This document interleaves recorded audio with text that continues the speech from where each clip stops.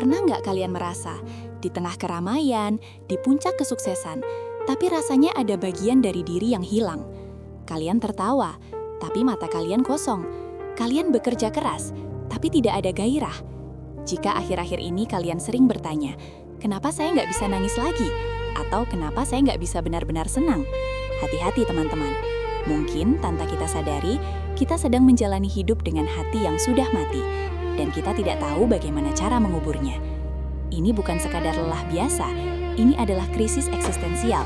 Sebuah kondisi di mana emosi tumpul perlahan-lahan menggerogoti jiwa, membuat kita menjadi sosok yang hanya berfungsi, tapi tidak hidup.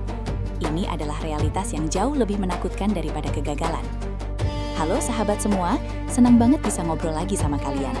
Jujur, topik tentang hati yang mati ini sangat personal dan berat, tapi sangat penting untuk kita bahas bersama. Dalam bahasa psikologi, kondisi ini sering disebut emotional blunting.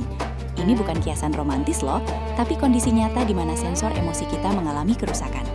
Kita masih menjalankan fungsi dasar, mandi, makan, kerja. Tapi kita telah kehilangan kemampuan untuk merasakan spektrum emosi secara penuh, dari sukacita yang meluap hingga duka yang mendalam. Bayangkan, kita hanya beroperasi di mode default atau mode otomatis, autopilot, di mana kesedihan terasa datar dan kebahagiaan hanya berupa desahan napas singkat. Tubuh kita bergerak, tapi jiwa kita stagnan dan dingin. Penyebab kondisi hati mati ini seringkali bukan trauma besar tunggal, melainkan akumulasi stres, gaslighting dari lingkungan, dan pengabaian diri selama bertahun-tahun yang membuat kita lelah. Kita terlalu sibuk bertahan hidup, sampai akhirnya lupa bagaimana caranya merasakan hidup. Dan itulah awal mula masalah ini muncul, tanpa kita sadari. Lalu bagaimana kita bisa tahu kalau hati kita mulai tumpul dan memasuki fase emotional blunting?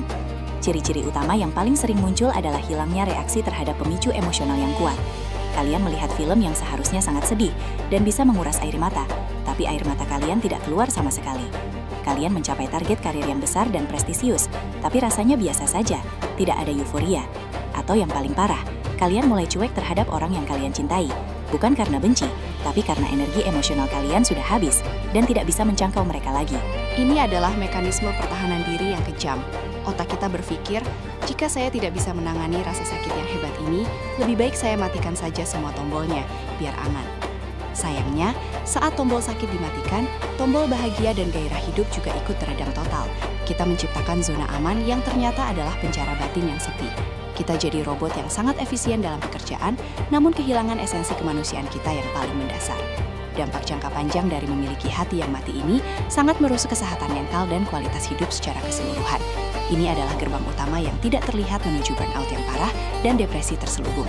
Kalian mungkin masih bisa bekerja keras, bahkan lembur, tapi produktivitas itu palsu, hanya didorong oleh rutinitas yang membosankan dan kewajiban, bukan motivasi atau gairah yang tulus. Hubungan interpersonal kalian juga pasti mulai renggang, karena kita tidak bisa memberikan empati yang tulus dan kehadiran penuh saat bersama mereka. Orang lain mungkin melihat kita sebagai sosok yang tenang, stabil, dan tidak banyak drama. Padahal di dalam kita adalah padang pasir kering yang tidak bisa menumbuhkan apa lagi, bahkan setetes kayak nata pun sulit.